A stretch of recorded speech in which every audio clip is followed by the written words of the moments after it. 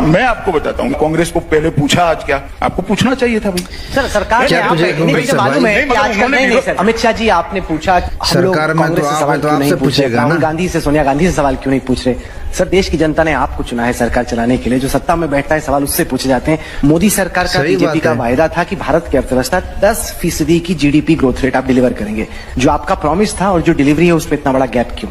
Private investment की जो दर है वो 16 साल के अपने न्यूनतम पे है। आप एक्सपोर्ट्स को देखिए वो डिक्लाइन कर रहे हैं। कोई भी ऐसा आंकड़ा नहीं जिसमें लग रहा है कि इस सरकार में इकोनॉमी बहुत तेजी से ग्रो कर रही है। आप डंके की चोट पे पहले कहा करते थे, आपकी पार्टी का हर प्रवक्ता कहा करता था कि दुनिया की सबसे तेज रफ्तार से विकास करने वाली अर्थव्यवस्था भारत है। आज की तारीख में इजिप्ट, फिलीपींस, यहाँ तक कि बांग्लादेश हमसे तेज रफ्तार से ग्रो कर रहा है सर। देखिए राहुल जी, आप कुरेज कर सारी बातें पूछेंगे। जो समस्या है बेरोजगारी की फॉर एग्जांपल, वो तो अभी लोगों को सामना करना पड़ा, क्योंकि वो जो नया डेटा आया वो तो कहता है कि 45 साल में जो अनएम्प्लॉयमेंट है वो अपने मैक्सिमम पर है इस वक्त। ऐसा है, आप थोड़े सवाल बचाकर रखो। ऐसा क्यों होता है सर? जिन लोगों के खिलाफ इन्वेस्टिगेशन हो रहा है वो लोग हैं जो कि बीजेपी के विरोध में खड़े हैं। महिलाओं के खिलाफ अपराध की घटनाएं हो रही हैं, जहां पर सब कुछ स्पष्ट हो वहां पर एक महिला को बार बार उसी बलात्कार का सामना न करना पड़े। आप मुझे इतने सवाल पूछ रहे हो भाई, कांग्रेस को क्या चाल चरित्र चेहरे की जरूरत नहीं है? पूछेगा भाई, सत्ता में तो आप बैठे हो ना। हो जाती है आपकी चैनल, मेरी तो समझ में नहीं। पूरे दिन में कभी भी एक भी सवाल नहीं पूछा, फिर आपके सवाल की लिस्ट में वो आएंगे ही नहीं।